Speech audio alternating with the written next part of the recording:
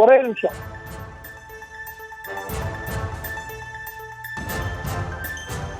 இரண்டாயிரத்தி 21ஆம் ஆண்டு சட்டமன்ற தேர்தலில் திருப்பத்தூர் மாவட்டம் ஜோலார்பேட்டை தொகுதியில் அதிமுக சார்பில் முன்னாள் அமைச்சர் கே சி வீரமணி போட்டியிட்டார். அவர் தாக்கல் செய்த வேட்புமனுவில் சொத்து விவரங்களை குறைத்து தவறான தகவல்களை தெரிவித்ததாக வேலூரை சேர்ந்த தொழிலதிபர் ராமமூர்த்தி என்பவர் தேர்தல் ஆணையத்தில் புகார் அளித்திருந்தார்.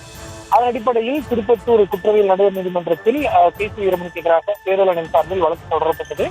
இந்த வழக்கை ரத்து செய்ய கோரியும் இதற்கு தடை விதிக்க கோரியும் விசாரணைக்கு ஆஜராவதில் இருந்து விலக்கு அளிக்க கோரியும் கே சி வீரமணி சென்னை உயர்நீதிமன்றத்தில் மனு தாக்கல் செய்திருந்தார்.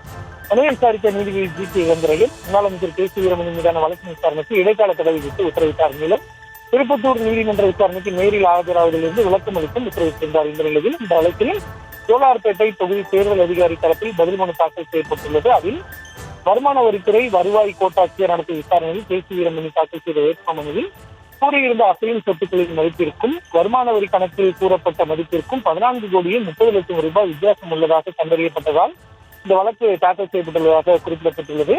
மாவட்ட தேர்தல் அதிகாரி நேரடி வரிகள் வாரியம் நடத்திய விசாரணையின் அடிப்படையில் தான் இந்த வழக்கு தாக்கல் செய்யப்பட்டுள்ளதாக பதில் மனுவில் தெரிவிக்கப்படுகிறது.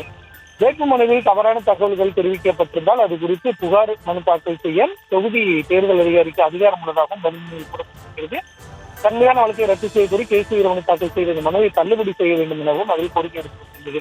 இந்த வழக்கில் நீதிபதி பி வேல்முருகன் முன்பு விசாரணை கண்டபோது தேர்தல் ஆணையத்தின் பதில் மனுவுக்கு விளக்கம் அளித்து கே சி வீரமணி தரப்பில் அவகாசம் கோரப்பட்டதை அடுத்து வழக்கினுடைய விசாரணை ஜூலை 18ஆம் தேதிக்கு ஒத்திவைக்கப்பட்டது.